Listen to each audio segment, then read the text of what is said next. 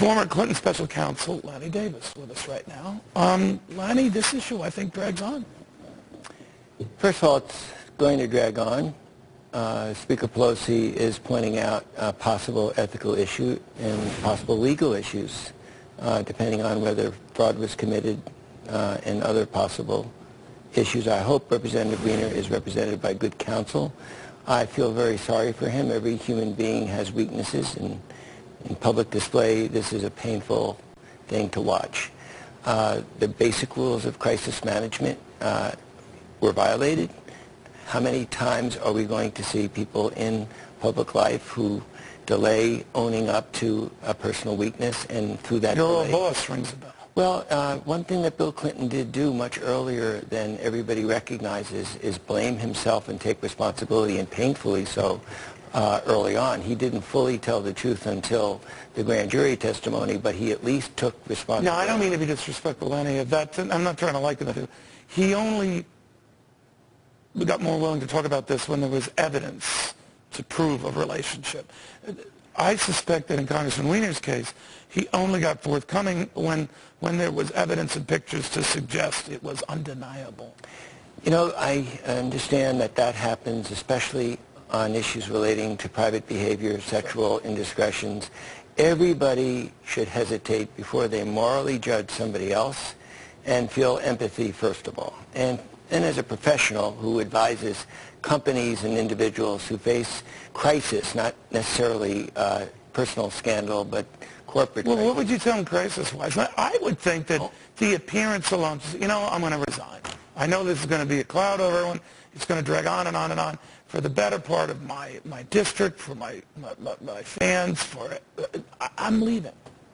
You know, I feel so badly for this man. Well, how would you advise him? I would advise him, first of all, not one scintilla of fact that he is withheld should be withheld. And when he started doing all those television appearances and was doing partial and dribbles of information, right. You just knew what was inevitable here was a big... So last week, or week before, you said, stop that. Right from the start, I was privately hoping to speak to him, to remind him of an idol that he would say is his, as well as many people in New York. And Dick Grasso, who's a truly great man, was talking about her, may her soul rest in peace. We call it a noun, doing a Geraldine Ferrara. When she was faced with the scandal involving her husband's activities. Yeah, nothing to do with her. She went into a room in the middle of a presidential campaign, and you may recall, she invited reporters. They could question her forever? I'm not leaving until exactly. I answer every one of your questions. Hillary Clinton did the same thing on Whitewater. It's the only way, and it took... So he didn't do that. Is it too late? And the reason why I ask is that, as a crisis manager, you're very good at this.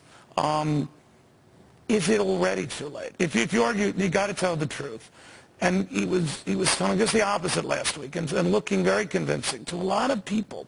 He just can't be trusted. Well, I actually don't think he was ever convincing, because you knew he wasn't telling all the truth. And calling reporters names rather than answering a question is a great tell, as they say in poker. There's something else there. Can he be rehabilitated? Yes. I think the American people have an amazing well of forgiveness. Well, particularly in New York they do. And nationally. They forgave President Clinton, and he left office with a 65% approval rating, and is now one of the most popular people in the world. But I mean that by saying Charlie Rangel still thrives in his seat. And I'm saying that this city, and it might be more protecting of it. Forgiveness is very, very possible when somebody steps up to the line and takes personal responsibility. If his wife were to leave him, Lanny, all bets off. And I know his wife very well.